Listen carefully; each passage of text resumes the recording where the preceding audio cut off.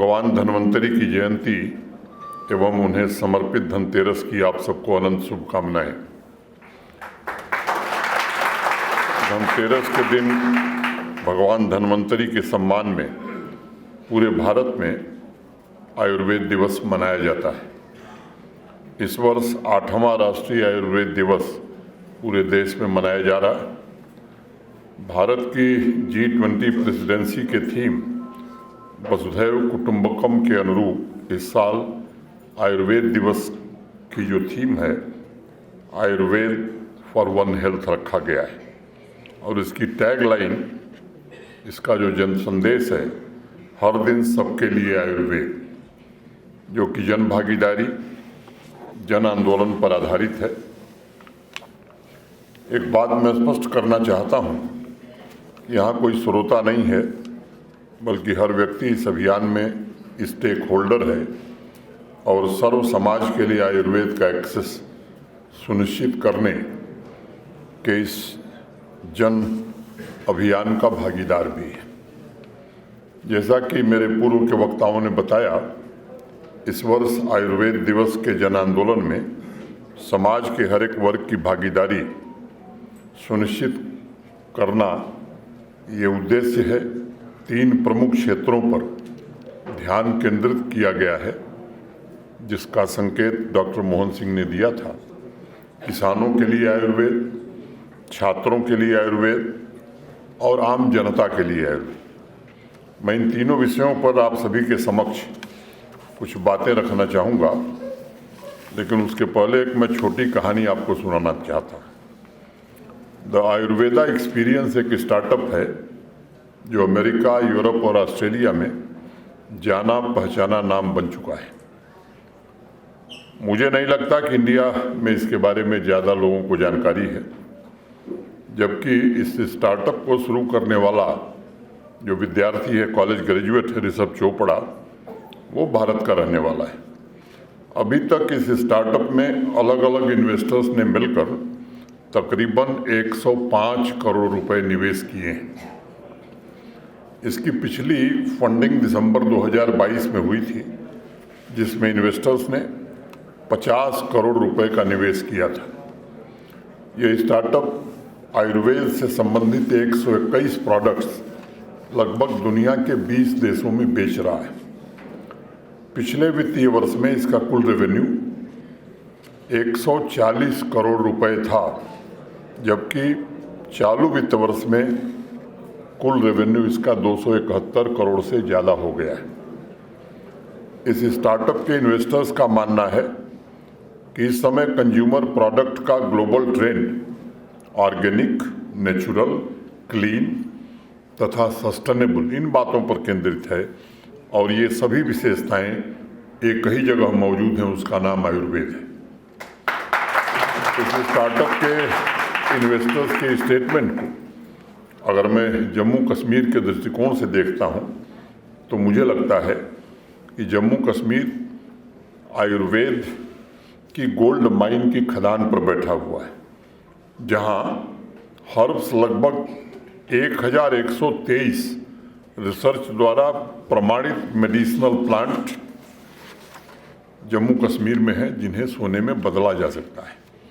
अनेक किसान भाइयों ने शायद उन प्लांट्स को देखा होगा और जानकारी के अभाव में शायद वह नहीं समझ पाए होंगे कि उनके आसपास ऐसी वैल्यूएबल कमोडिटी मौजूद है जो स्टॉक मार्केट से भी ज़्यादा मुनाफा दे सकती है। इस वर्ष आयुर्वेद दिवस अभियान के माध्यम से किसान भाइयों को जागरूक बनाना है।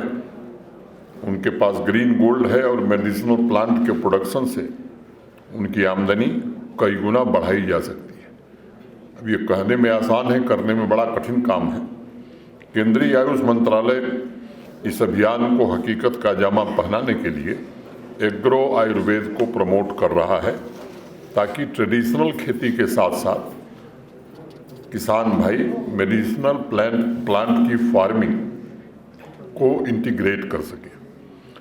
पिछले वर्ष आयुर्वेद प्रोडक्ट्स का कुल मार्केट शेयर लगभग 66,000 करोड़ रुपए था और एक अनुमान के मुताबिक 2023 में इसमें लगभग 15% वृद्धि होने वाली है। मुझे स्मरण है, फॉरेस्ट इसेंशियल्स एक उत्तराखंड की कंपनी है जो देवभूमि में उपलब्ध हर्ब्स और प्लांट का इस्तेमाल करके स्किन केयर प्रोडक्ट्स बनाती है और आज लगभग 120 देशों को वो एक्सपोर्ट कर रही है। इसी तरह जर्मनी में स्थित स्टार्टअप कंपनी वेदा नेचुरल्स अपने प्रोडक्ट्स के पोर्टफोलियो द्वारा यूरोप के मौजूदा मार्केट की संभावनाओं में अपनी हिस्सेदारी में बढ़ोतरी कर रही है, क्योंकि मार्केट प्रेडिक्शन के मुताबिक अगले 9 वर्षों में आयुर्वेद का मार्केट लगभग दुनिया में 2 लाख करोड़ तक पहुंचने वाला है। आज आयुर्वेद दिवस पर मैं ये आंकड़े आपके सामने इसलिए रख रहा हूं क्योंकि भारत के माननीय प्रधानमंत्री श्रीमान नरेंद्र मोदी जी के प्रयासों से ग्लोबली योगा और आयुर्वेद को स्वीकार्यता मिली है। आज जिस प्रकार पूरे दुनिया में आयुर्वेद का पुनरुत्थान हो रहा है, उससे मुझे लगता है कि सबको आशा बंधी है कि अगले 5 वर्षों में आयुर्वेद और प्राचीन भारतीय संस्कृति में उल्लिखित जीवन शैली वैकल्पिक न होकर समाज की मुख्य धारा में शामिल होगी।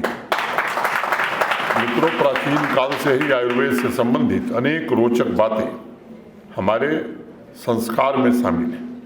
ऋग्वेद में औषधियों को सही मायने में माता कहा गया है। औषध धीरति माँ तरस्त दवो देवी रूपः ब्रुवे। औषधियाँ सच्ची माताएं हैं तथा देव की शक्ति धारण करने वाली देवियां भी हैं। विनय पिटक वर्ती जीवक कथा में वर्णन है कि एक आचार्य ने शिष्य को कुदाल देकर कहा कि जाओ 7 कोस तक ऐसा प्लांट खोज करके ले आओ जिसमें कोई गुण न हो। वह शिष्य 1 हफ्ते तक कठिन परिश्रम के बाद निराश होकर लौटा और उसने कहा कि ऐसा कोई प्लांट नहीं मिला मुझे जिसमें कोई न कोई गुण न हो। सभी प्लांट्स में कोई न कोई विशेष गुण मौजूद है। अनेक ग्रंथों और खासकर अथर्ववेद में इस बात की विस्तार से चर्चा की गई है कि आयुर्वेद के पास हर एक रोग का इलाज है। एक श्लोक में इस बात का भी जिक्र है कि वनस्पतियों से प्रार्थना भी की जाती थी कि वह औषधि बनकर आम जनजीवन को स्वस्थ और सुखी बनावें। और इसलिए मेरा मत है कि जिस संस्कृति ने हर्ब्स और आयुर्वेद की प्रणाली, जिस संस्कृति में हर्ब्स और आयुर्वेद की प्रणाली इतनी गहराई से जुड़ी हो, उस समाज के लिए वह कल्प वृक्ष के समान है। उसके साथ एक महत्वपूर्ण पक्ष सेवा का भी है। प्राचीन समय से ही करुणा आयुर्वेद का मुख्य अंग रहा है। आयुर्वेद कहता है कि चिकित्सक सभी रोगियों को अपने पुत्र पुत्री की भांति समझें और उनका इलाज करें। चरक संहिता में आयुर्वेद का उपदेश सर्वभूतानुकंपा और सुश्रुत में प्रजाहित कामना से लिया गया है। आयुर्वेद का मूल मंत्र है कि रोगियों की दया भाव से सेवा करने वाला ही श्रेष्ठ चिकित्सक होता है, क्योंकि जीवन दान से बढ़कर कोई दूसरा धर्म है नहीं। मेरे कहने का तात्पर्य है कि 5000 वर्ष की हमारी संस्कृति और चिकित्सा व्यवस्था माननीय प्रधानमंत्री जी के मार्गदर्शन में फिर से पुनर्जीवित हुई है और विश्व के बड़े बड़े देशों के सम्मान के अलावा उसका मार्केट भी अब विकसित हो रहा है। यह अनुकूल समय है जब हम अपनी प्राचीन धरोहर को जानें, समझें और मानव कल्याण के साथ देश और जम्मू कश्मीर के विकास में उसका उपयोग करें। कुछ ऐसी अवधारणाएं भी हैं जिन्हें नए परिप्रेक्ष्य में देखने की आवश्यकता है। आयुर्वेद सिर्फ चिकित्सा पद्धति नहीं है, यह शरीर और मस्तिष्क दोनों को एक रूप में देखकर स्वस्थ रखने का एकमात्र माध्यम उपलब्ध है मानवता को। हमारी परंपरा में कहा गया है कि सत्व शुद्धि 100 मनस्य एक। शरीर और मन की शुद्धता के बीच गहन तादात्म्य है, जिसे आयुर्वेद बड़े सहज तरीके से सशक्त बनाता है। उसके बीच एक प्रकार की लयबद्धता पैदा करता है। जब मैं हिंदू विश्वविद्यालय का विद्यार्थी था तो एक चर्चा अक्सर होती थी कि भगवान धन्वंतरी ने ऋषि भारद्वाज से आयुर्वेद सीखकर उसे 8 भागों में विभक्त किया। बाद में उनके प्रपौत्र ने बनारस को चिकित्सा केंद्र के रूप में स्थापित किया। चूँकि बनारस संगीत का भी महत्वपूर्ण केंद्र था, इसलिए इस चर्चा के दौरान आम आदमी को समझाने के लिए सामान्य भाषा में कहा जाता था कि अन्य चिकित्सा पद्धतियों की बजाय आयुर्वेद शरीर और मन के समस्वर पर जोर देता है, यानी बाह्य और आंतरिक शरीर एक स्वर एक ताल में जब हों तब ही इंसान पूरी तरह स्वस्थ होता है। एक छोटी सी कहानी मैं आपको बताऊंगा। स्वामी विवेकानंद के पास संस्कृत के कई बड़े विद्वान ठहरे हुए थे। उन्होंने विवेकानंद जी को अपनी एक पुस्तक पढ़ने को दी। आधे घंटे में विवेकानंद जी ने वो पुस्तक वापस कर दी। उन विद्वानों ने आश्चर्य से पूछा कि आपने पूरी पुस्तक पढ़ ली? विवेकानंद जी ने कहा कि मैंने पूरी पुस्तक पढ़ ली। उन विद्वानों को विश्वास ही नहीं हुआ। उन्होंने पूछा कि बताइए, पेज नंबर 4 या कुछ भी नाम लिया, मैंने क्या लिखा है? विवेकानंद जी ने उस पेज पर लिखे बातों को जस का तस बता दिया। वह विद्वान अब घबरा से गए। उन्होंने कहा कि लेकिन ये कैसे संभव है? स्वामी विवेकानंद ने कहा कि शरीर और मन जब लय में हों तब हर एक पुस्तक सीधे आपके चेतना को स्पर्श करती है, यानी स्वस्थ शरीर स्वस्थ चेतना का निर्माण करती है। इसलिए पूरे विश्व में यह एकमात्र ऐसा साधन है जो शरीर को निरोग रखने पर, रोगों के प्रिवेंशन पर बल देता है तथा समाज को प्रकृति के करीब लाता है। हमारे आसपास के नेचुरल इन्वायरमेंट के प्रति संवेदनशीलता पैदा करता है। आज पारंपरिक चिकित्सा पद्धति से जुड़े डॉक्टर्स अधिकारियों के सामने ये सबसे बड़ी जिम्मेदारी है कि समाज की हर एक पीढ़ी को इन पद्धतियों के फायदे से कैसे हम उनको बता पाएँ, जागरूक करें। योग, आयुर्वेद तथा अन्य पारंपरिक चिकित्सा पद्धतियों को इंटीग्रेट करके जन स्वास्थ्य प्रणाली की मुख्य धारा से कैसे जोड़ें। मैं सभी स्टेक होल्डर से एक निवेदन करना चाहूँगा कि समाज के वंचित और गरीब वर्ग तथा अफोर्डेबल हेल्थ केयर पहुँचाना किसी भी प्रशासन की ये सर्वोच्च प्राथमिकता होनी चाहिए। आयुष्मान भारत सेहत के जरिए आज गरीब परिवार के सिर से एक बहुत बड़ा आर्थिक बोझ समाप्त करने में जम्मू कश्मीर प्रशासन को आदरणीय प्रधानमंत्री जी के कारण सफलता मिली है। लेकिन अनेक ऐसे दूर दराज के गांव हैं जहां आयुष हेल्थ एवं वेलनेस सेंटर उन्हें निरोग रखने में महत्वपूर्ण भूमिका का निर्वहन कर सकते हैं। आज के समय में पूरे जम्मू कश्मीर में 456 ऐसे सेंटर्स आज काम कर रहे हैं। मोहन सिंह जी ने बताया कि लाखों की संख्या में इन सेंटर्स पर जो सुविधाएं दी जा रही हैं उनका लोग लाभ उठा रहे हैं। ज़्यादा से ज़्यादा लोगों तक इन सेंटर्स तथा वहाँ उपलब्ध सुविधाओं की जानकारी पहुँचे और आप जैसे मेडिकल कॉलेज के लोग अनुसंधान के माध्यम से 12 महीने ये प्रयास करें कि मानव सभ्यता या जम्मू कश्मीर के निवासियों के हेल्थ केयर में हम अपना योगदान क्या दे सकते हैं। ये बड़ा विचारणीय प्रश्न है। कुछ बातें यहाँ कही गई हैं।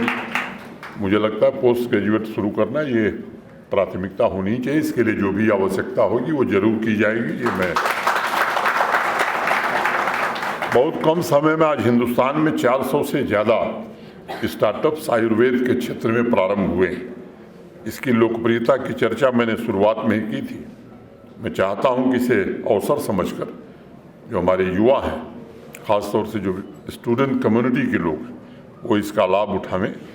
परंपरा को मॉडर्न टूल से जोड़कर उसे सक्सेसफुल बिजनेस के रूप में तब्दील करने के लिए माननीय प्रधानमंत्री जी के नेतृत्व में स्टार्टअप इंडिया ने आयुष स्टार्टअप चैलेंज भी शुरू किया है। इस आयुर्वेद महाविद्यालय के विद्यार्थियों से मेरी अपेक्षा होगी, इसमें आगे बढ़ कर के काम करने की ज़रूरत है। फैकल्टी मेंबर्स से मेरी अपेक्षा होगी कि इस दिशा में अगर हम काम करेंगे तब हमारा योगदान वास्तव में सराहनीय होगा। फूड सेक्टर में इनोवेशन के माध्यम से ready to eat nutritions Ayurveda आहार, आयुष सेंटर्स के लिए IT solutions, artificial intelligence based diagnostic tools तथा फार्मा प्रोसेसिंग जैसे बहुत सारे सेक्टर्स हैं जिसका फ़ायदा आज का युवा वर्ग नया उद्यम शुरू करके उठा सकता है। इसके अलावा अनेक ऑपरेशनल आयुर्वेद कंपनीज भी निरंतर इनोवेशन द्वारा नए प्रोडक्ट लॉन्च कर रही हैं। अब इस कॉलेज को किसी कंपनी के साथ जोड़ा जा सकता है या नहीं जोड़ा जा सकता है, ये विचारणीय विषय है। ऐसे अनेक उद्यमी यहाँ भी हैं। डिज़ाइन, ब्रांडिंग, मार्केटिंग, इसमें आप क्या मदद कर सकते हैं? उन्हें भी आयुर्वेद सेक्टर में तमाम अवसर उपलब्ध हों। आयुर्वेद दिवस के तीसरे लक्ष्य को भी इसके माध्यम से हम प्राप्त कर सकते हैं। अष्टांग संग्रह में हमारे यहाँ लिखा गया, आयुर्वेद दोधदे पारम पारस्य प्रयातिकः, यानी आयुर्वेद समुद्र के पार कौन जा सकता है? कोई नहीं, क्योंकि जगत के सभी रोगों का उपचार तो आयुर्वेद में ही उपलब्ध है। कुछ बातें इस आयुर्वेदिक मेडिकल कॉलेज से भी संबंधित हैं जिनका उल्लेख आवश्यक है। 2021 में इस कॉलेज का उद्घाटन हुआ था, उस अवसर पर भी मैं था। उस दिन भी मैंने कहा था कि भविष्य में सीटों की संख्या और कोर्स के अपग्रेडेशन के लक्ष्य पर समय सीमा के भीतर काम करना ये बहुत आवश्यक है। डॉक्टर मोहन सिंह जी ने मुझे बताया है कि BMS कोर्स में सीटों की संख्या 60 से बढ़ाकर 100 करने वाले हैं। उसके लिए जो आवश्यकता होगी वो जरूर जम्मू कश्मीर का प्रशासन पूरा करेगा। तो जो हमारे पास संसाधन उपलब्ध हैं उसका ऑप्टिमल यूटिलाइजेशन कैसे हो, मुझे लगता है कि ये बड़ा आवश्यक है। और ज़रूरत होगी तो इसे 100-200 करना होगा, तो उसमें कोई दिक्कत नहीं है। लेकिन जो हमारे पास उपलब्ध है उसका तो उपयोग और उसका लाभ जनता को मिले। मैं निवेदन करूंगा डायरेक्टर साहब से, प्रिंसिपल साहब से, सभी फैकल्टी मेंबर से कि इन उद्देश्यों पर काम करना ये बड़ा आवश्यक है। निजी तौर पर आयुर्वेद का मैं बड़ा समर्थक हूँ और उसका कारण मैं बताता हूँ। मैं जब विद्यार्थी था तो मुझे जॉन्डिस हो गई। लापरवाही किया, 2-4 दिन में ही मैंने चलना फिरना शुरू कर दिया। फिर वो रिलैप्स कर गई। बिलिरुबिन मेरा 13 या 14 हो गया था। तो हमारे वाइस चांसलर साहब ने एक मेडिकल बोर्ड गठित कर दिया। उसमें गैस्ट्रोएंटरोलॉजी के प्रोफेसर, मेडिसिन के प्रोफेसर, और 5-7 दिन में मुझे कोई आराम नहीं हुआ। तो मेरे कोई परिचित थे, उन्होंने मुझे कहा कि एक आयुर्वेद में प्रोफेसर हैं GN चतुर्वेदी साहब, आप उनसे संपर्क करिए। संयोग से मैं उनके पुत्र को जानता था, तो मैंने उन्हें बुलाया और उन्होंने मुझे काढ़ा दिया और 3 दिन में मैं ठीक हो गया। तो मैं केवल मरीज ठीक नहीं हो गया, उसके बाद मैं अपने इलाके का प्रसिद्ध चिकित्सक हो गया जॉन्डिस का। और मुझे आज भी नाम याद है, फल त्रिकादि कसाय नाम का एक काढ़ा था। तो जो आता था, मैं भी अब डॉक्टर बन गया था, उसको मैं लिख देता था। और बनारस हिंदू विश्वविद्यालय एक केंद्र रहा है। प्रोफेसर PJ देशपांडे वहाँ आयुर्वेद के एक प्रोफेसर थे। मुझे लगता है कि पूरे देश को क्षार सूत्र नाम का जो योगदान उन्होंने दिया, जिसका इलाज आयुर्वेद नहीं कर पाता है, मैं समझता हूँ सबसे सफलतम इलाज क्षार सूत्र के द्वारा अनेक लोगों को प्राप्त होता है। और एक बात मैं आपको बताना चाहता हूँ, ये जानना बड़ा जरूरी है। आज मॉडर्न मेडिसिन के लोग ये क्लेम करते हैं दुनिया भर के कि हमने बड़ी प्रगति की है। ये बात आप जान लीजिए कि जब दुनिया के विकसित देशों में कैटरेक्ट सर्जरी के इक्विपमेंट नहीं थे, तब हिंदुस्तान में फाइनेस्ट इक्विपमेंट कैटरेक्ट सर्जरी के मौजूद थे। दुर्भाग्य हमारा ये है कि हमारे देश में ये जानकारी कम है। और मैंने अपनी आँखों से जॉन हॉपकिंस यूनिवर्सिटी, जो दुनिया की सबसे अच्छी यूनिवर्सिटी मेडिकल फील्ड में मानी जाती है, वहाँ भारत की आयुर्वेद की किताब रखी है। मैंने पढ़ा है कि दुनिया को कैटरेक्ट सर्जरी भारत के लोगों ने सिखाया। तो अनेक, मैं उस विषय में नहीं जाना चाहता हूँ, मैं उस पर और अभी बोल सकता हूँ। लेकिन मुझे लगता है कि हमारी जो प्राचीन विरासत है, अब ये हमारा दुर्भाग्य था गुलामी के कारण या जिन कारणों से हम अपनी विरासत को दुनिया भर में नहीं पहुंचा सके। अब समय आ गया है और यही समय है, सही समय, जब पूरे देश में एक स्वाभिमान का भाव जागृत हुआ है।